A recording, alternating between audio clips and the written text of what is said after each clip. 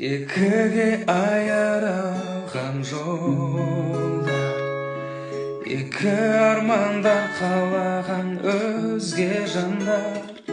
Кейде соншама жақын, кейде тым алыс. Махаббат неге сонда? Сенің әртүрлі сұрақтарыңа кейде жауап таба алмай.